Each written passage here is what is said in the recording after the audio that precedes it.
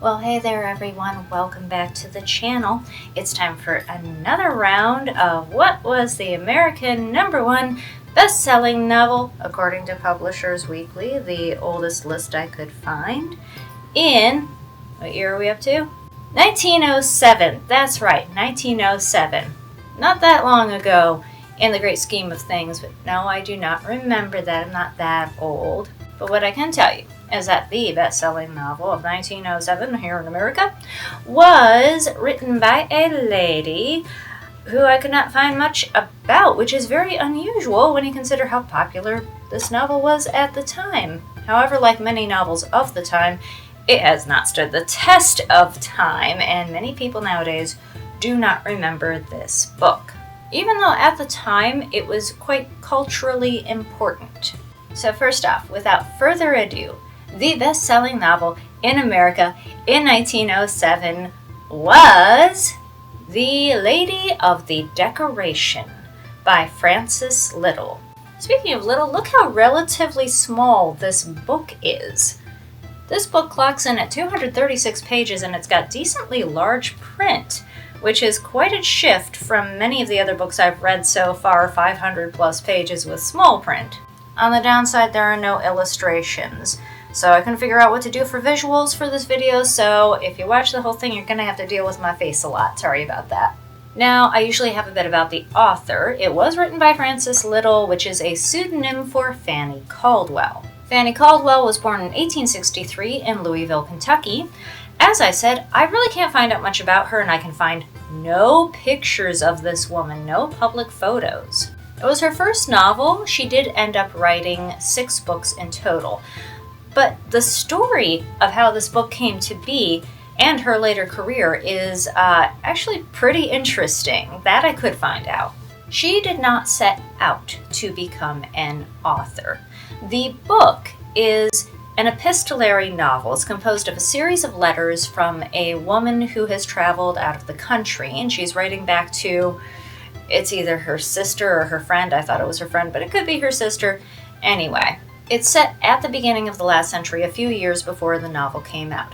We never see the return letters. They are entirely composed from the woman to the friend. And we never hear too many details, but something happened in the woman's life which left her divorced, and since she's also childless, she is kind of set free and wondering what to do with her life. Although not religious herself, she seizes on the opportunity to go with a missionary school to teach in Japan.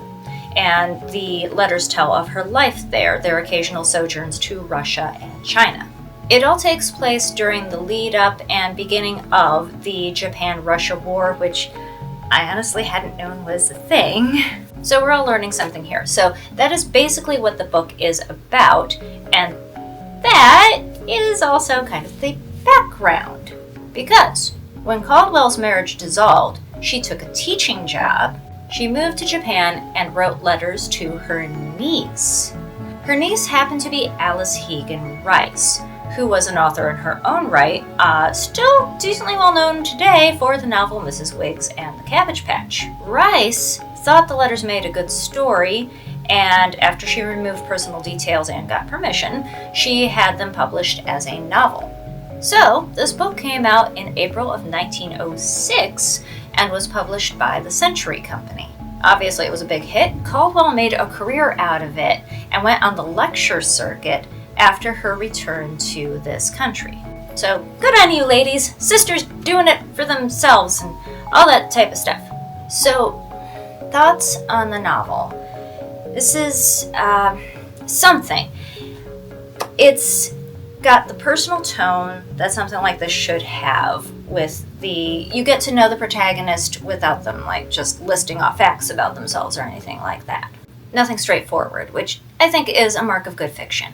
The narrator comes along as friendly and personable, fallible and human, and for the most part she is aware of her shortcomings. This approach puts the reader right in the midst of the surroundings. You feel what the narrator is going through, and you also learn something of Japan at the time and what everyone else there is going through. Now, this was interesting to readers of the time because very little was still known about Japan to the people of the Western world. And then when the war hits, which is toward the end of the book, there's quite a touching description of how it affects daily life and also the suffering that she sees in hospitals.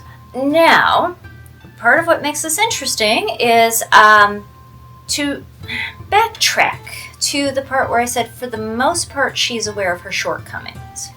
As I've shown, unfortunately, in many of the novels I've covered so far, casual racism was very much a thing to be embedded in American fiction, and this novel's no exception.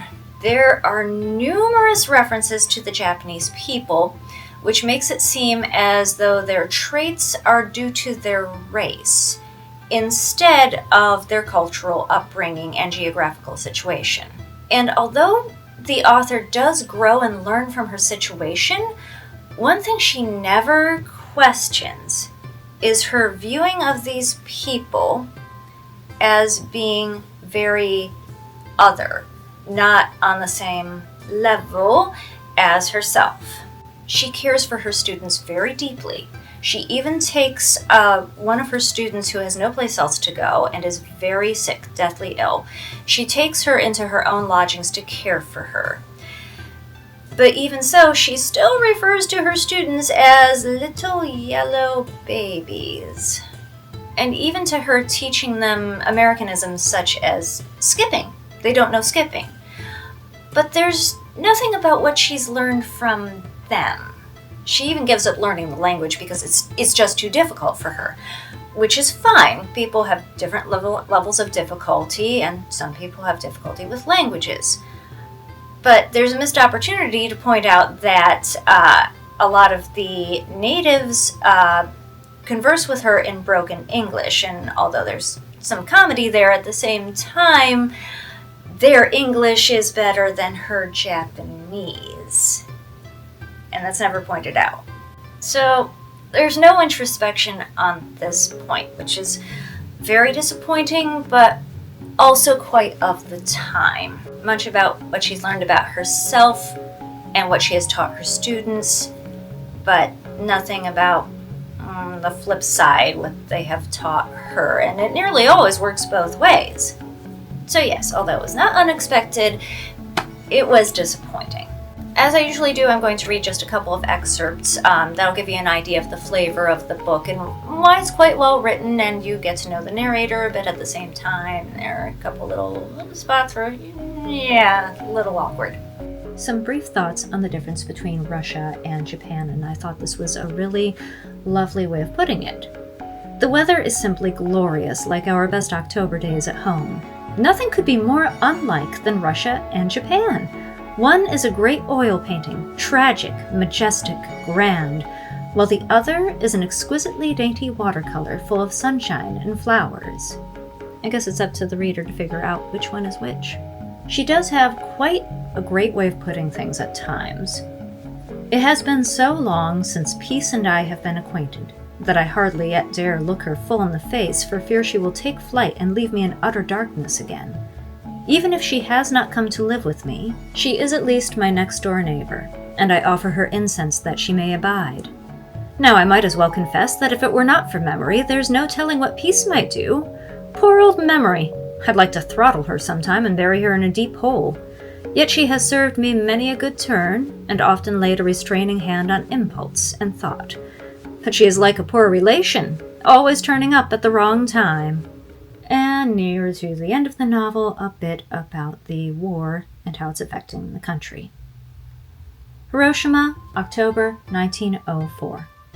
Dearest mate, I have been to the hospital at last, and I can think of nothing, see nothing, and talk of nothing but those poor battered-up men.